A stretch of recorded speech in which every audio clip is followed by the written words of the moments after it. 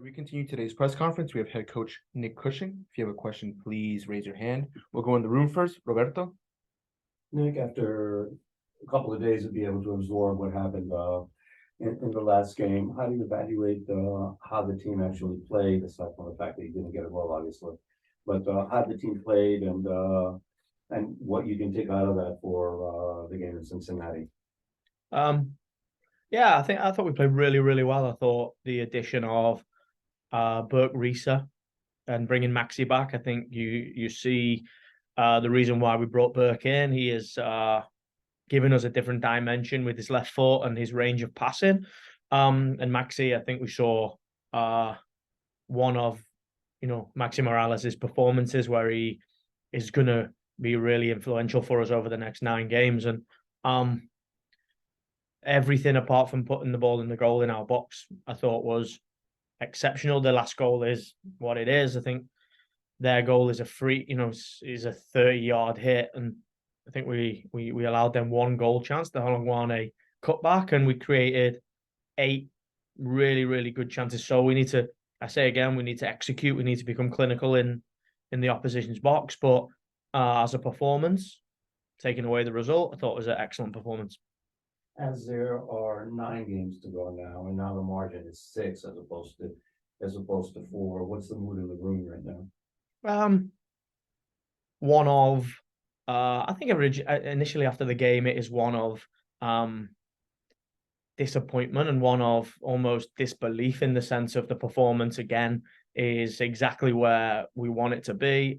We know that we have to take the chances, but it's not as if the game is 8-7 in goal chances and we're going gung-ho and opening a game and almost living on the edge. We're controlling the game completely. And they score a goal that is hit from 30 yards and comes off a deflection. And we don't score. So I think initially it's one of disbelief and disappointment. I think once you let the emotions settle, it's one of determination and the mood of just want to attack the situation now. Ultimately, we can't control the moment that they score from the first goal, but what we can do is completely just go and be free and go and attack the games and keep the performance level where it is and have real confidence that we can convert those chances into goals and take wins. One last one for me. Cincinnati last night playing 120 minutes. They've lost now 3 in a row throughout all competitions. How do you view the game, and how much of an advantage is it for you that they have to play that long under those conditions? I mean, if I look at it from myself, it's not ideal. It's not ideal to play, midweek when the opposition doesn't play. We've had many of those situations over my time here. And it is complex because the other team is resting and preparing while you're focusing on another team. But they are also top of the league and in real form. And although they've lost 3 games, I think they'll be high on confidence from the fact they got to a semi-final of an Open Cup. And, they sit on, 51 points, I think. It's a strong position to be in. So we know they're going to be really dangerous. We know they have a really good atmosphere and crowd there. And that is due to their current success. But I say again, I don't think the opposition is even in our minds at the moment. I think it's ultimately about just going and attacking football games and being ourselves and going and playing and trusting that, we've had good performances this year. We have 6 additions to the team that are going to help us, and that if we can continue to dominate teams, we should turn losses and previously draws into wins. Going on to the Zoom, Andrew. Hi, Coach. Thank you for the time. Now that you've kind of come back from the layoff after the Leagues Cup and had the sort of 1 match against Minnesota, do you view the sort of 3-match week coming up as an sort of extra urgent stretch where you kind of need to start collecting more wins and getting the results you guys need to kind of keep the playoffs as a realistic goal? And have you kind of sensed any extra urgency either from like the front office or yourself? Have you sort of discussed it with the team that this is kind of like a stretch where you have 2 home matches after the Cincinnati game as well? I know it's like 1 game at a time is always the focus, but I guess is that sort of a thing that you're looking at right now? Yeah, I think ultimately for us is about, as a staff and as a performance team, is the focus for the team is on the next game. But for us, we have to look at how we're going to collect, not just 3 points, but how we're going to collect enough points, because the belief getting above the line is there. The performances only reinforce the belief. We have to execute better in our box. We know that. We know that, maybe there's been games previously, Houston away, Toronto away, those games where we didn't create a lot of chances. And over the last 4 or 5 games we have. If we look at Charlotte, Columbus, Philly, those games, the stats tell us that we should have more points and we should be in winning football games, but we're not. So, that gives us belief, that gives us confidence that we can go out and we can be in a game. We're yet to be blown out of a game. And I look at results across the leagues where that is happening, but we're not winning football games, and we have to execute in the opposition's box better. The next game is the most important, but of course, getting back to our home and performing like we did against Minnesota and winning is 100%, the goal for the team. Christian, Joel. Hey, Coach, you were talking earlier about how dangerous Cincinnati can be. 2 names that come to mind that are super dangerous are Luciano Acosta along with Brandon Vasquez. Vasquez has scored against you guys in both games this year. Acosta, I believe, has 4 goal involvements in the last 3 domestic games. What do you guys need to do differently to keep those guys in check? I think ultimately, if you watch the first game in the Open Cup when Brandon Vasquez scores from a corner, it's a really cheap goal for us.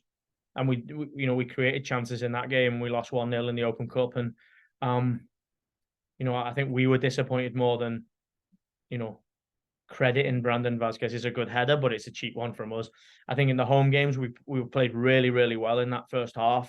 We scored a goal that was chalked off wrongfully, in my opinion. We should be going into halftime at 1-0. Up, and we're 1-0 down from their first shot of the game. And I think you see the quality of Luciano Acosta in that moment, that it's a half chance and he puts it in the top corner. He is a really, really good player. I watched the game last night and you see how he really dictates the offense of Cincinnati. So we're going to have to keep him quiet. We're going to have to, we did with Reynoso, have the focus on how to stop those guys. I actually thought we did a really good job on Reynoso in the Minnesota game. Although we lost the game, I don't think we allowed him any moments to really create or score or take chances. So we'll have to have that focus again.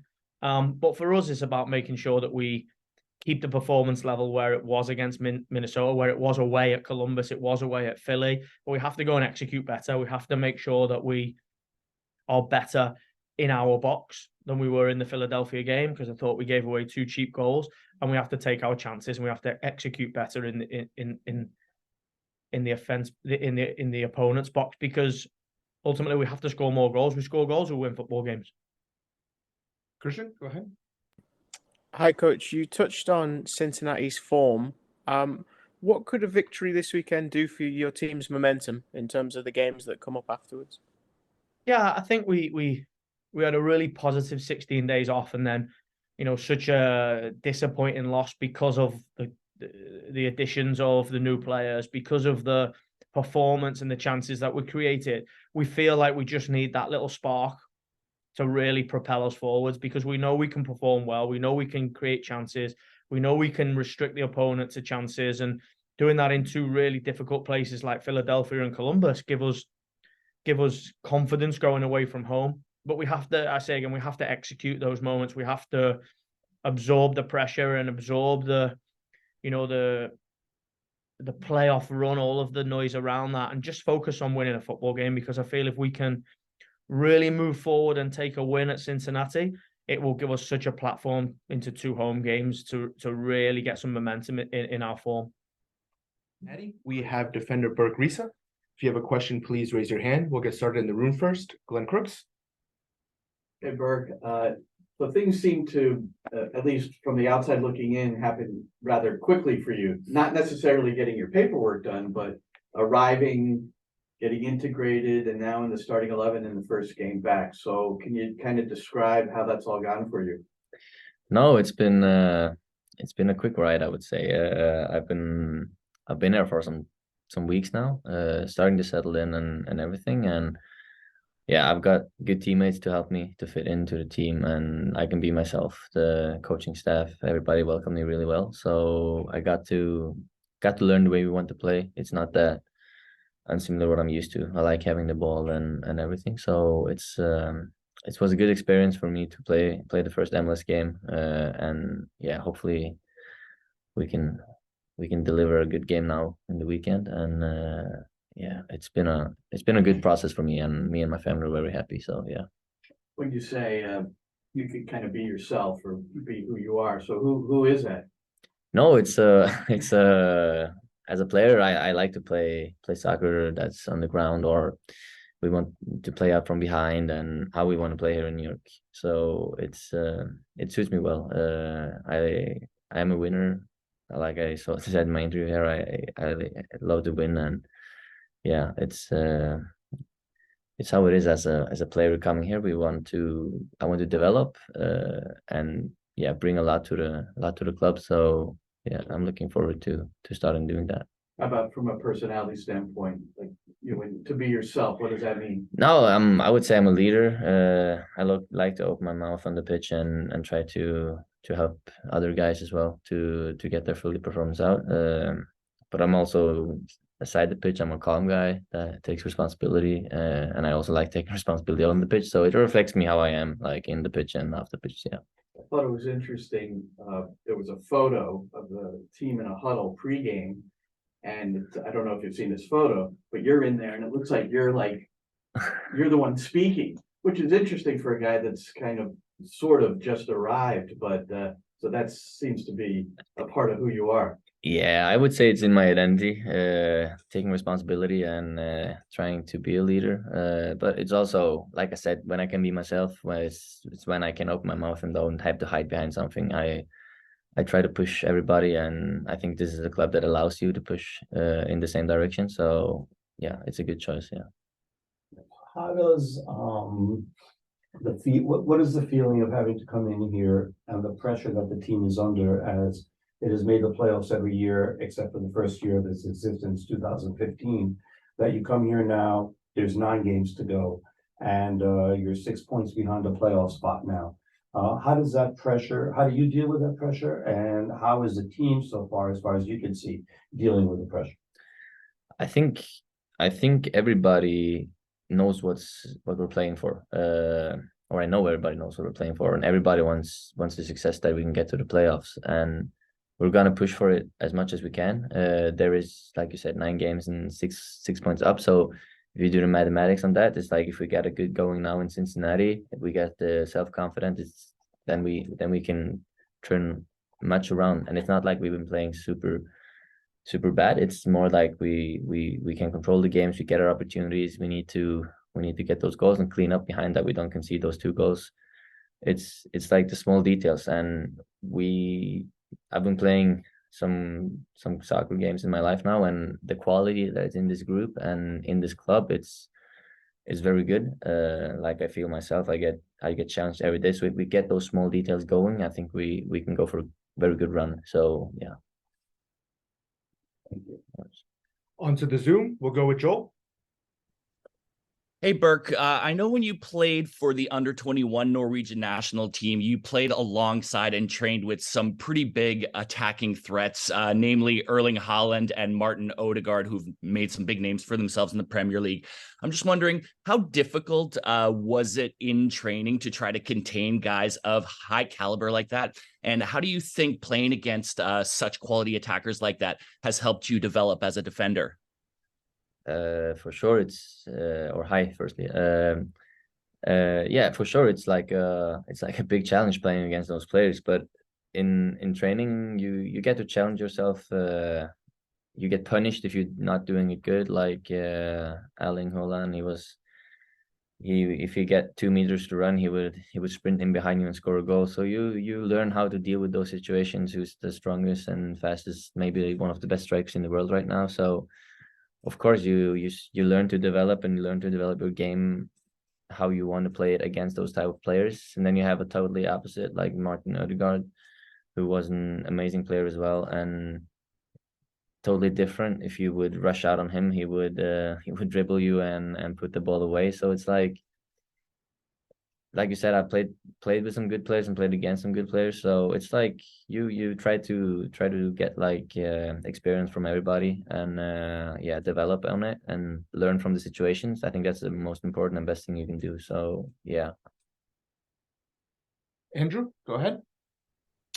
Hi, Burke. Thank you for the time. A lot of talk leading up to your debut was about your abilities as a passer and particularly playing kind of long diagonal crossfield passes, which we saw a lot of in your debut against Minnesota. Has that always kind of been a central part of your game as a defender, or is that something that you kind of developed more recently, like with your previous club, and like has NYCFC emphasized that like as something they want you to continue to sort of bring while playing here? No, I think as a defender, it's good for me to have those qualities that I can cross the ball like that. But it's like I try to develop my game with passing depending on how the game is played. If it's like a team that plays with a back five, it's more difficult to put those balls. So then I also need to develop getting those passes into the tens or into the midfield. So I think I did some good balls with that as well. But the diagonals, I think I've always had in my caliber. So it's like a thing I'm very secure on. And it can help to open the pitch and help putting those guys who got the magic up front to get those chances and stuff. So I'm happy doing that, and I think NYCFC scouted me and saw that I could put those balls and help them get in those positions. So it's what I can bring to the game, and yeah, for sure. I'll put some more of those, and I hope we can gain something from it. People that wants to speak with you and it's like open for having a conversation. It's not that you usually do that in Norway. So yeah, I love it. It's and also living in the city where I'm at, it's amazing. I'm not used to much energy exploring it yet, but for sure my wife has been going around and watching some places and she's happy, so I'm happy. And yeah, for sure it's everything. I like the culture, I like the people so far, so I'm really happy being here. Yeah. You touched on Norway there as well. The season runs on the same calendar almost as MLS. Have you found that's been helpful, that you've kind of come in almost as if you're in season mode, and because you did look very fresh and you did fit in quite seamlessly at the weekend, it looked like?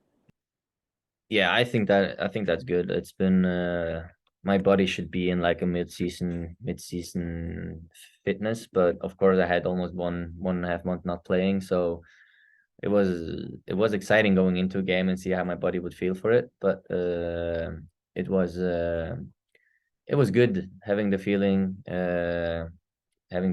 to feel fit in the game and feel fit after the game. So for sure it has helped me, and yeah, that's why also the timing was good.